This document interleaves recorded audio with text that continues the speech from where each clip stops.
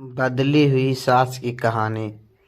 उमा आज सुबह से ही बड़ी तेजी से अपना काम निपटा रही थी। उसके पीछे की वजह भी काफ़ी खास थी।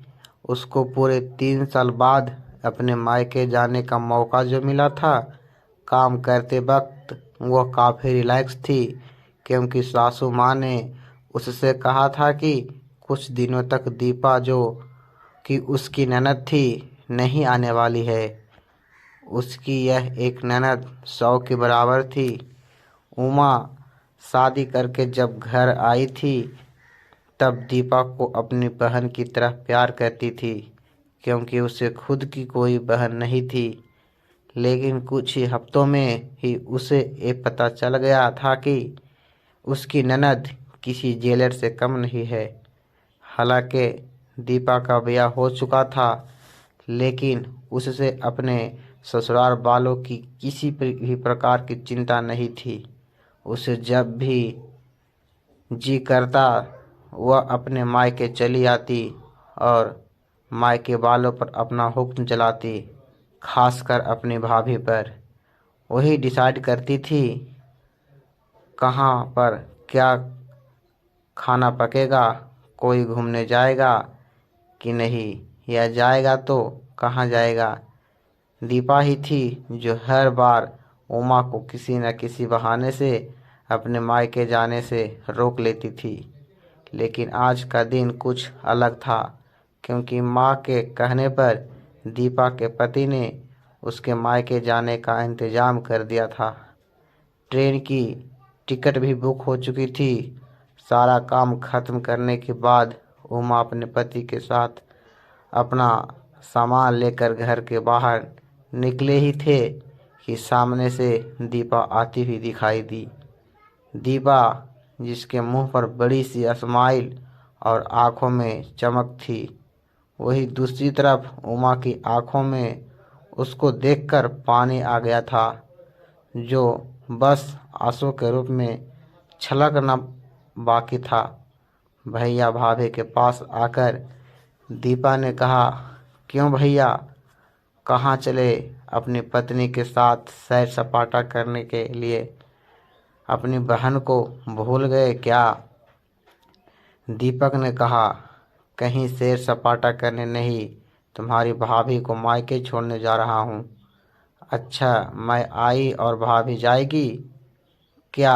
अपनी पत्नी को मेरा आना पसंद नहीं है? दीपा ने भाभी को टोंट मारते हुए कहा।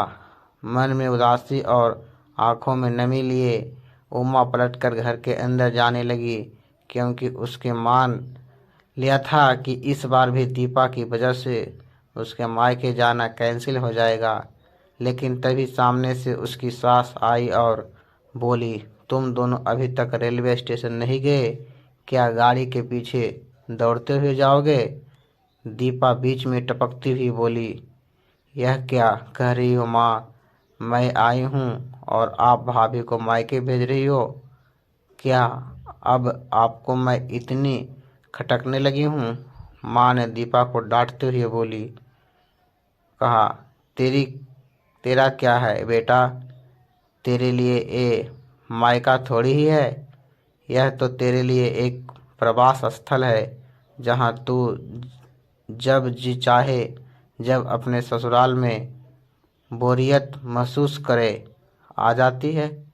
लेकिन वह बेचारी तो एक ऐसा नहीं करती, बल्कि वह तो जब जाना चाहती तब भी अपने मायके नहीं नहीं जाती, इसलिए उसका अभी मायके जाना बहुत ज़रूरी है। मैं तेरी या मेरे या किसी और की वजह से उसका इस बार मायका जाना बिल्कुल रद्द नहीं होने दूंगी। पहले यह बात तो कुछ दिनों के लिए नहीं आने वाली थी ना, फिर कैसे आ गई? मैंने तो ऐसे ही कह दिया था कि मैं देखना चाहती थी कि मेरे ना आने से भैया खुश होता है कि नहीं, मुझे बुलाता है। दीपा ने कहा, हाँ, क्यों नहीं, कोई बुलाए या ना बुलाए, पर्यटन स्थल पर तो हर कोई जा सकता है। अब की बार मेरी बहू को उसके पर्यटन स्थल पर यानी कि उसके मायके जाने दे।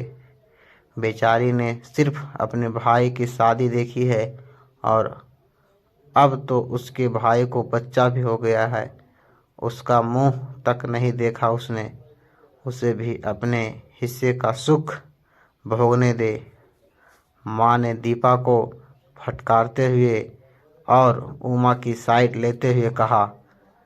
अपनी सास के मुंह से अपने लिए ऐसे शब्द सुनकर उमा की आंखें छलक गई। उसने अपनी सास को गले से लगा लिया और सास ने कहा, बहुत हो गया प्यार, जल्दी जाओ वरना ट्रेन छूट जाएगी। अपनी माँ का बदला हुआ रूप देखकर दीपा बहुत हैरान थी। उसने यकीन नहीं था हो रहा था कि यह वही माँ है जो उसका हर कहा मानती थी और हमेशा उसका पक्ष लेती थी। चाहे बहू सही हो या गलत, माँ का वही माँ अपने मन में अपने उस दोस्त को धन्यवाद दे रही थी जो कुछ दिन पहले उसके घर पर आई थी और कुछ दिन रही थी और जाते जाते उसकी आंखें खोल गई थी। सहेली ने उन्हें बताया था कि वह अपनी बेटी का मोह छोड़ दे वरना अपने बहू और बेटे के मन में अपनी इज्जत खो देगी। बिना सोचे समझे, बिना अच्छे बुरे का विचार किए हर फैसला सिर्फ अपनी बेटी के हिसाब से लेना सही नहीं है। रेलवे स्टेशन पर ट्रेन के डिब्बे में बैठी उमा के चेहरे पर एक बहुत प्यारी मुस्कान थी जिसे देखकर दीपक को महसूस हुआ कि यह वह प्यारी मुस्कान है जिसे उसने 3 सालों से देखी नहीं थी।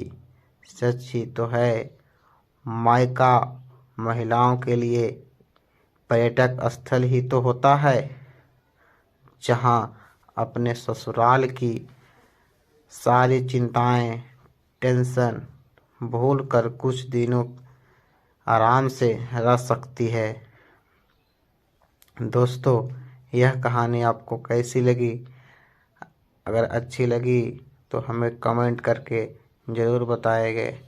धन्यवाद।